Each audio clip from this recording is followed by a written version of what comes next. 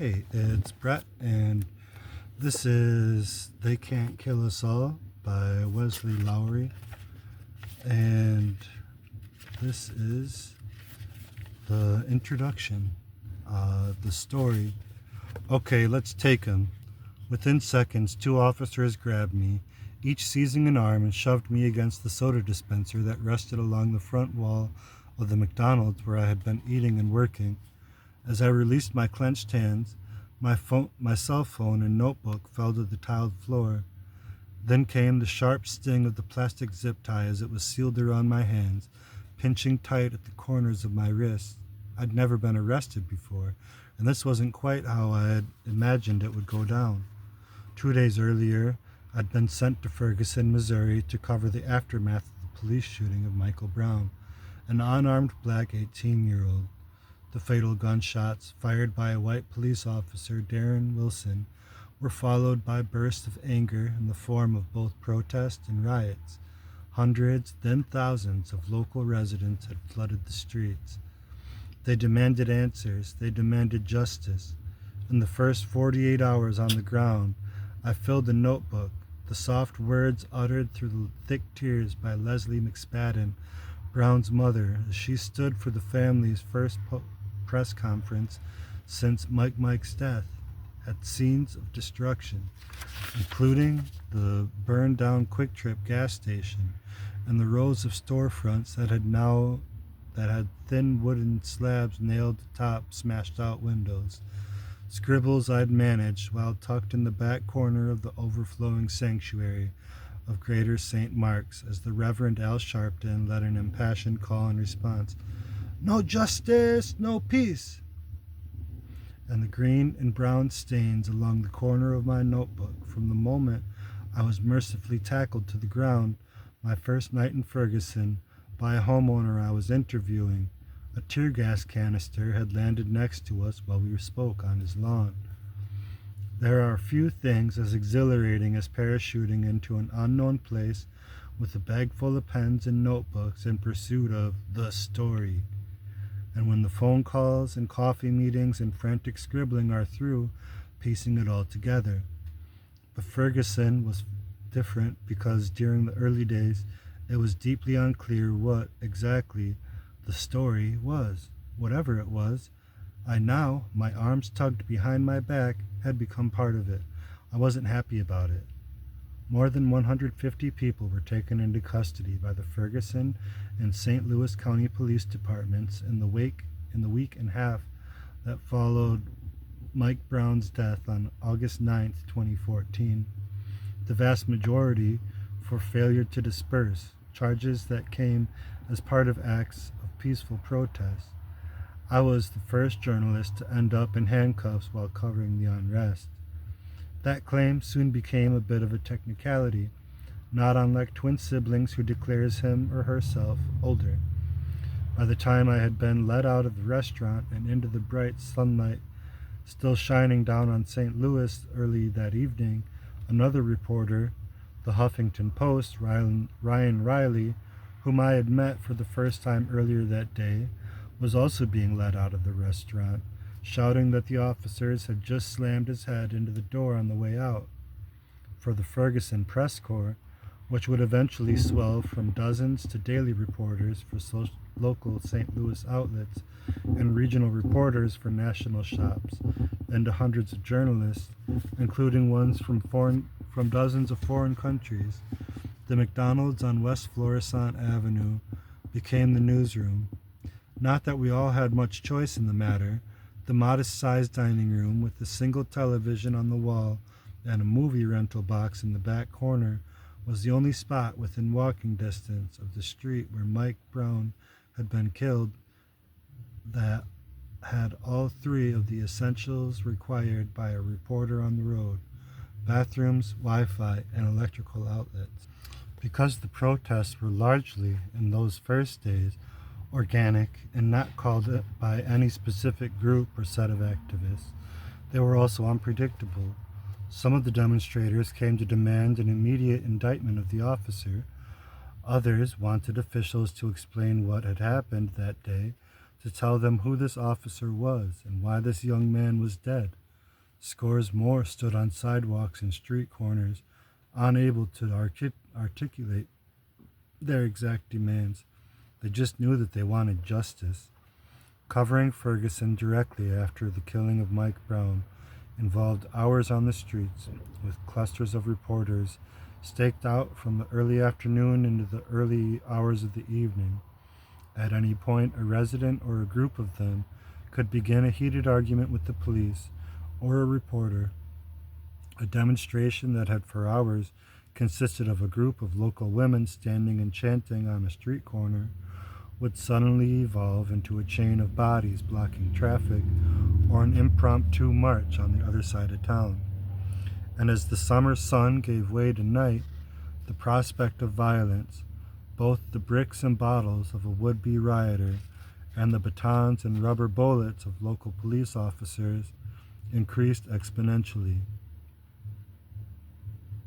As long as the protesters and the police remained on the streets, reporters had to as well.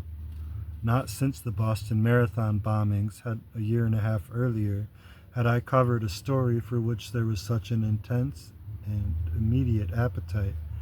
Earlier on the day I was arrested, I tweeted 2 digital videos and photo updates from the spot where Michael Brown had been shot and killed, from the burned out shell of the Quick Trip gas station torched in the first night of the rioting, of the peaceful crowds of church ladies who gathered that afternoon on West Florissant, a major thoroughfare not far from where the shooting occurred that played host to most of the demonstrations, as well as the heavily armored police vehicles that responded to monitor them.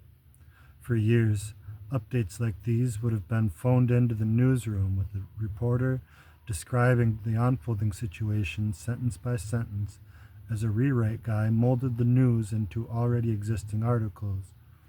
Now they could publish instantaneously.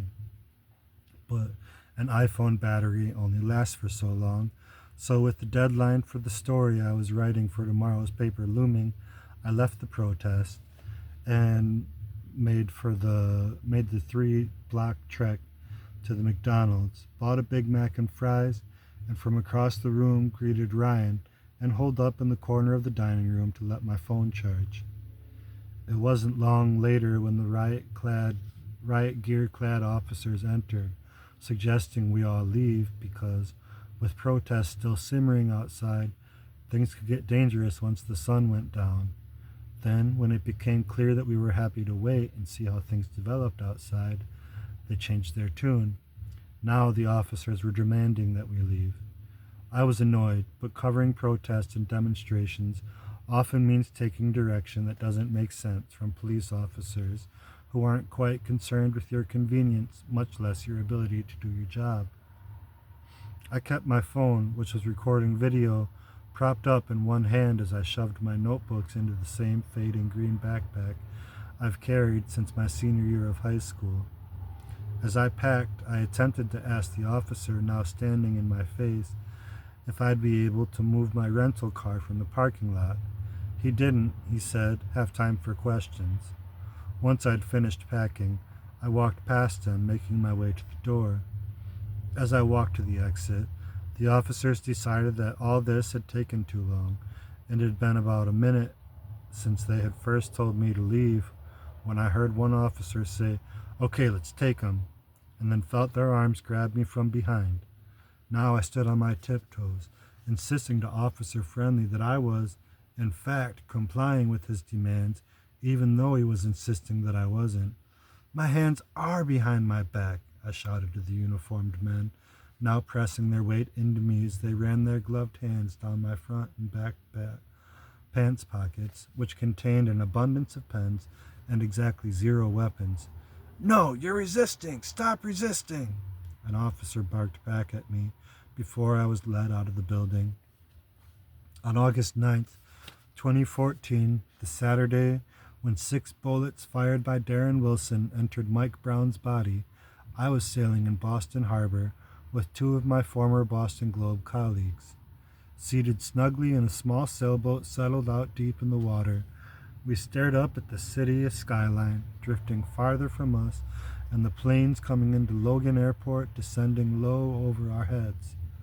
This was what had become This is what had been half of a dozen return trips to Boston in the 7 months since I'd left a job as Metro reporter for the Globe, my first full-time reporting gig after college, to join the staff of the Washington Post. For the year or so that I had worked in Boston, I wrote breaking news for the Metro desk and chipped in on the political desk, covering crime scenes and campaigns, police tape and ticker tape. One day, I'd be in the back seat of an SUV listening to a mayoral candidate coax money out of the pockets of donors as underpaid and overcaffeinated staff members tried to run damage control. Everything said in the car can be off the record, right? The next day, I'd get an early morning call from Mike Bello, the Globe's deputy city editor and hard-charging, no-nonsense assignment editor who was among the favorites of my many bosses. "Morning, pal," he'd say in a growling yet friendly Bostonian. "Did I wake you?" "Of course not. I was just getting ready to come into the office," I'd always reply. It was one of our jokes, which we both knew was a lie. I had been passed out on my mattress, which took up more than half of the tiny room I rented, not far from Boston University, until the precise moment that the buzzing vibrations of my phone, tucked beneath my drooling mouth, had jolted me awake. "That's what I like to hear. Early mornings are good for you," Bello would reply before giving me the morning's task. "We got a dead body in West Roxbury. Cops still at the scene. Go try to find some witnesses, maybe some neighbors. Send in some color. Take some iPhone video. The next general assignment beat. The Metro general assignment beat is murders, stabbings, and bodies, and grieving families, with the occasional highway closure or wild turkey sighting mixed in. There was the drunk driver so loaded one morning that she plowed into a mother walking her 7-year-old daughter, killing the child, and the elderly man bludgeoned to death by his nephew in the living room of the apartment where he had lived for decades. Worse still was the mother in New Bedford, who had a seizure while in the shower, her newborn baby nestled in her arms, and they both drowned. When 2 terrorists attacked the Boston Marathon, exactly 1 month after I began the job, I stood outside the local hospital, filling bits of information gleaned from victims and their families. The next day, I'd be on the team reporting stories of the injured. The following day, I'd be up early covering President Obama's address to the still grieving city, and up late on the scene as local police officers engaged in a chaotic shootout with the Tsarnaev brothers. But my goal had always been to cover politics. In 2008, I voted for the first time and watched with envy as the campaign embeds for various outlets filed reports, pieces and Twitter dispatches from Iowa rallies and campaign buses and election night parties. By 2012, I was at the Los Angeles Times, and as part of a stint working out of the City Hall Bureau, I weaseled my way into a little election night coverage. I was dispatched to an outdoor watch party for young voters who broke out in triumphant cheers when Barack Obama entered 4 more years in office. In Boston, I covered the Senate race to replace John Kerry, then the mayoral race to replace Tom Menino, the city's mayor for life. The goal was to be on the 2016 presidential trail, whether at the Globe or somewhere else. When, toward the end of the mayor's race, a top editor at the Washington Post came calling, I was hesitant. I loved Boston, but the new job was covering Congress with a clear path toward the campaign trail. I knew I had to accept the offer. My first year at the Washington Post had been both overwhelming and exhilarating. One of the last things a Boston colleague told me was that all he could think as he covered Congress was that he was working in a museum, replete with busts of former vice presidents, lining the walls that you dashed past as you scurried to a press conference across the Capitol. From my perch on the Post national political staff, I contributed to stories far beyond the walls of Congress: a scandal in the Department of Veterans Affairs, a child migrant crisis on the country's southern border, and of course, the 2014 midterm elections. Just a week before I arrived in Ferguson, I had been weaving through Michigan, one of a dozen or so reporters we jokingly dubbed Team America, to cover primary election night. I spent the day talking to voters at polling location after polling location, asking them general questions about their politics and motivations, and picking their brains for any undercovered local political angles or leads. The last thing on my mind was policing or police shootings. It had been close to a year since I'd covered one. I left Michigan with a notebook full of story ideas and made a pit stop in Boston for a day of relaxation with some former colleagues. And that was when I saw frantic updates from a reporter I knew in St. Louis.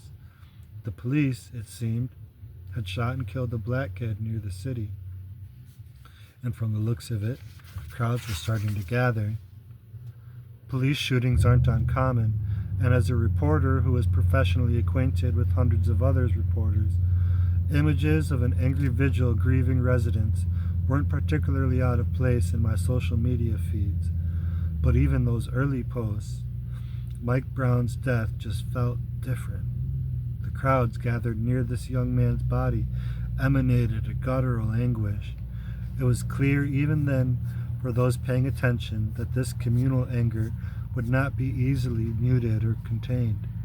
That Monday morning, after 2 nights on which angry daytime protests had given way to destructive waves of looting after the sun went down, the Post deputy national editor walked past my desk and overheard me discussing the ongoing situation in Ferguson. Could I get on a plane? Sure, I said, staring down at the still packed bag from my trips to Michigan and Boston. I wasn't completely excited. I'd just gotten back from the road and really wanted to spend a few days decompressing, but I knew better than to turn down an assignment. I needed to go to Ferguson, even if it was quick. I'd drop in for a day or two, gather some anecdotes for a story for one of the weekend's papers, and probably be home in time to watch Sunday football with the guys at Smoke and Barrel, our regular barbecue and whiskey spot in Adams Morgan. An hour later, I was in a cab to the airport. Since I'd arrived in Ferguson, I had found many of the residents willing to talk, often sharing stories that seemed on their face unbelievable. Officers who pulled them over repeatedly, nights spent in jail for unpaid speeding tickets, and most disturbing of all, shootings and other deaths at the hands of police officers about which they and the people of Ferguson still lacked answers. Getting a response from the police about the death of Mike Brown had been next to impossible. Ferguson Police Chief Tom Jackson had done a handful of press conferences, but each time he stepped to a microphone, it was clear he had been thrust forward as a sacrificial lamb. He didn't have answers, not about the death of Michael Brown or about the ever-growing list of accusations that residents were making against his officers. But at this particular moment, another, much more pressing reporting challenge was presenting itself: the plastic zip tie still tight around my wrists. After marching us outside the McDonald's where we had first been detained, the officers had brought Ryan Riley and me to the middle of the street in front of the restaurant, which had been shut down to car traffic earlier in the day due to the protests, to wait for a transport vehicle to take us to jail. We peppered the officers with questions. Cuffed or not, we were still reporters after all. Why are we being detained? What law did we break? What are your names, your badge numbers? Where the hell is the commanding officer? What are we being charged with? They ignored us for the most part. Oh, you'll be charged with a whole list of things, one chimed in smugly. I turned to the officer who seemed to be calling the shots and let him know that arresting credentialed journalists as they sat on their computers filing stories was a dumb move. "This is a mistake," I said, trying to reason with him. "This is going to be on the front page of the Washington Post tomorrow." "Yeah, well," he replied with a self-satisfied smirk, "you're going to be sleeping in our jail cell tonight." He was wrong. Ryan and I would spend just about 20 minutes in the holding cells in the basement of the Ferguson Police Department, where we were driven in a police vehicle also containing one of the nice old church ladies from earlier in the day. This one was a local minister, still in her clerical collar, who sang hymns for the 10-minute drive across town while the three of us were being booked. Blessed assurance, Jesus is mine. Oh, what a foretaste of glory divine. This is my story, this is my song. I'm praising my Savior all the day long. Other reporters had seen us being taken into custody, and much like our photos and videos from the protest earlier in the day, the story of our arrest quickly went viral. My colleagues at the Post knew I had been arrested before Ryan and I had even made it back to the police station. The officers took us downstairs and placed Ryan and me in a cell that had a payphone in the corner.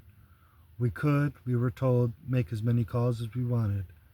Ryan was able to reach his dad, but the only numbers I could remember were my parents' home line and a cell phone that had, at least at one point, belonged to my high school girlfriend. After trying and failing to get a hold of my mom, I gave up. If I was going to catch up with a long-lost high school love, it should probably be under different circumstances.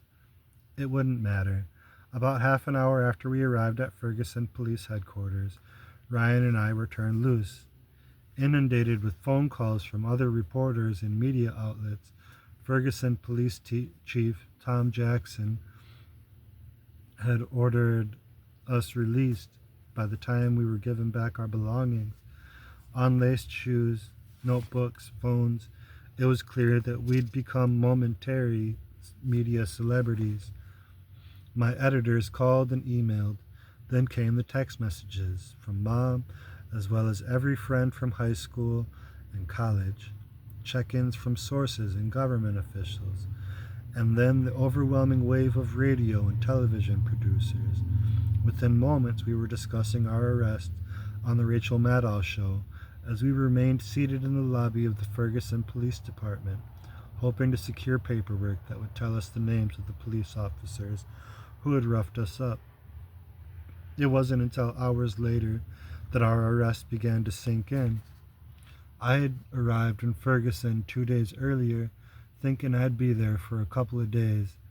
I'd write a feature or two, and then I'd go back to D.C. and do writing about politics. But as I paced the carpeted floor of my hotel room in downtown St. Louis that night, it became clear that I wasn't escaping Ferguson anytime soon. Resident after resident had told more stories of being profiled, of feeling harassed.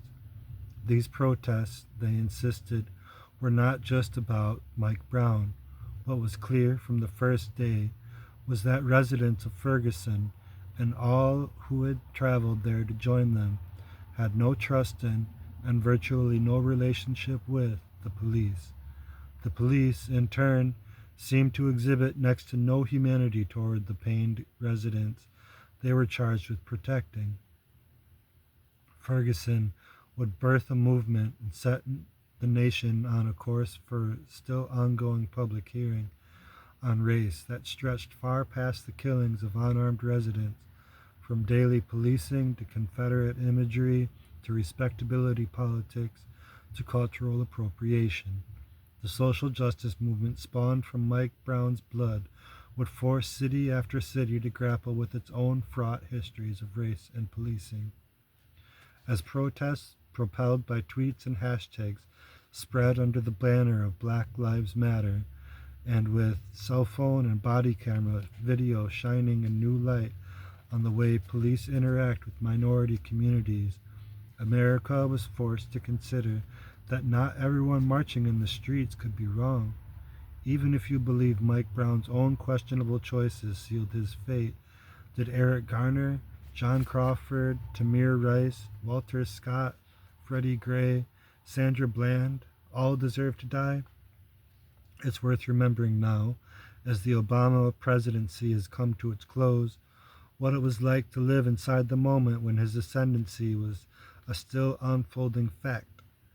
After a seemingly never-ending sea of first black mayors, first black government, first black senators, to have reached the ultimate electoral mountaintop, the presidency seemed then to have validated decades of struggle, but the nation's grappling with race and the legacy of its original sin, ongoing since the first slaves arrived in Jamestown in 1619, was and is far from over. Any facade of a post-racial reality was soon melted away amid the all-consuming 8-year flame of racial reckoning that Obama's election sparked. Ferguson would mark the arrival on the national stage of a new generation of black political activists, young leaders whose parents and grandparents had been born as recently as the 1970s and 80s, an era many considered to be post-civil rights. Their parents' had been largely focused on winning the opportunity to participate in the political process and gaining access to the protections promised them as citizens. Their parents focused on using the newfound opportunities and safeties provided by the Civil Rights and Voting Rights Act to claim seats at the table, with political and activist strategies often focused on registering as many black voters and electing as many black leaders to public office as possible. For at least 2 decades, the days of taking the struggle to the streets had seemed, to many politically active black Americans, far in the rearview mirror. For many of the post-Joshua generation, the young men and women who, like me, first cast their ballots in 2008, who had grown up in integrated schools and neighborhoods in a world where black entertainers like Michael Johnson and Jordan were widely recognized as the world's greatest, the seemingly unrelenting wave of black death required an accounting.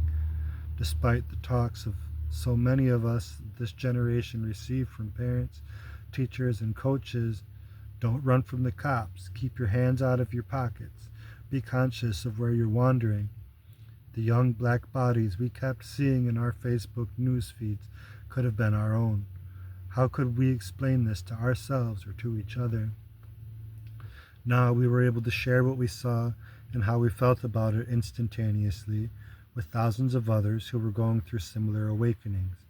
Conversations once had at Bible studies and on barroom stools were happening on our phones and on Facebook, allowing both instant access to information and a means of instant feedback.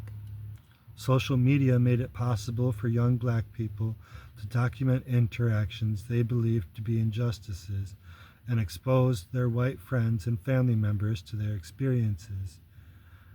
As President Obama's second term toiled on, it became increasingly clear that talk of a post-racial America was no more than cheap political punditry.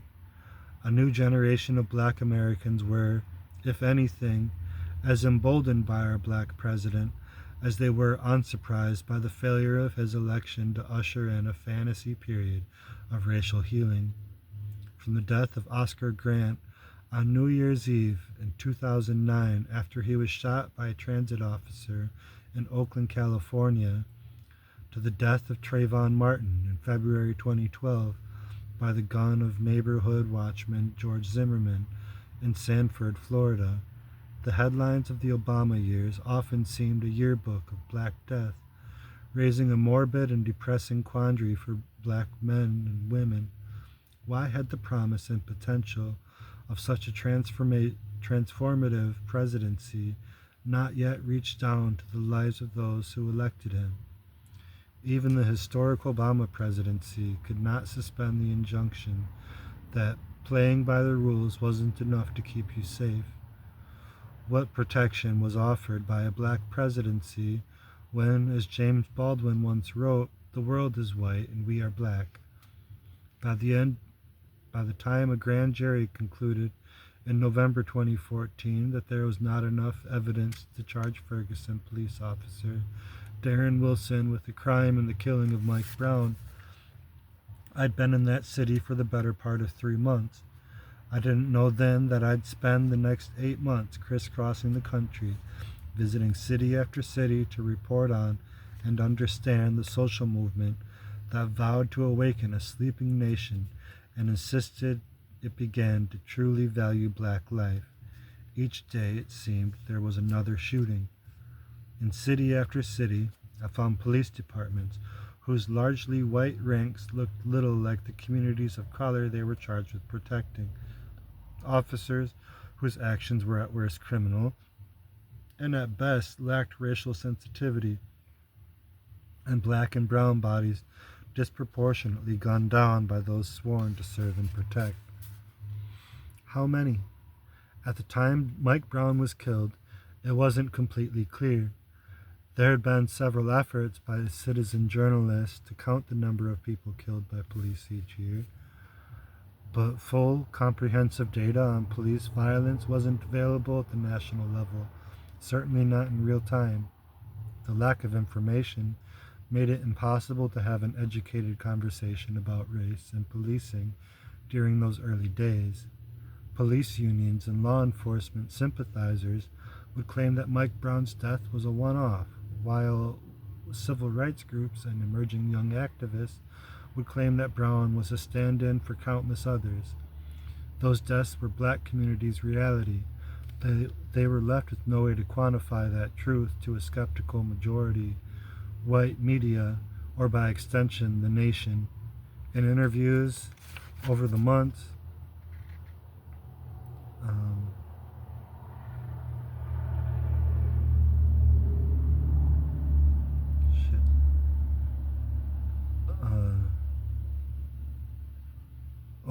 I spent in Ferguson, residents described Mike Brown as a symbol of their own oppression, in a city where federal investigators would later conclude traffic tickets and arrest warrants were used systematically to target impoverished black residents. Brown's death afforded an opportunity through protest for otherwise ignored voices to be heard. On many nights, the protesters would refuse to provide their names to reporters who approached them for interviews. "My name is Mike Brown," they would reply. In the year following Ferguson, my colleagues and I at the Post compiled the number of police killings as a way of establishing an accurate count. The picture we painted would reveal how common it had become for unarmed black men to be killed by police officers. One unarmed black person shot and killed by police every 10 days. The stories of these men, and a few women, stared out at me from the sea of white men and women who were also left dead at the hands of police officers. Almost all of these shootings, 990 of them in total in 2015 alone, would be ruled legally justified, and in a plurality, if not a majority of the cases, officers, it seemed, had little option but to fire their weapons. But in hundreds of the cases, the circumstances were much muddier. What does justice look like for those who are killed by officers according to the way our laws are written, have committed no crime, but who through tactic or restraint have avoided taking a life? What should be said to those grieving families? What recourse awaits them once the grand jury returns no bill? Justice is a hard concept to wrestle with when your eyes are filled with scenes of death. On that first night in Ferguson, I was sucked into the story I wanted to cover and understand, even if I would struggle for the next year to reconcile my own role in the chaos. When I'd been a reporter for all of 3 years, my beat became the nation's biggest domestic storyline. The young leaders behind many of the protests often trusted me because we could have been classmates or childhood playmates. In some cases we had been. the streets of Ferguson and later Baltimore were flooded with newly declared citizen journalists, as well as writers and reporters with well-stated partisan or ideological loyalties.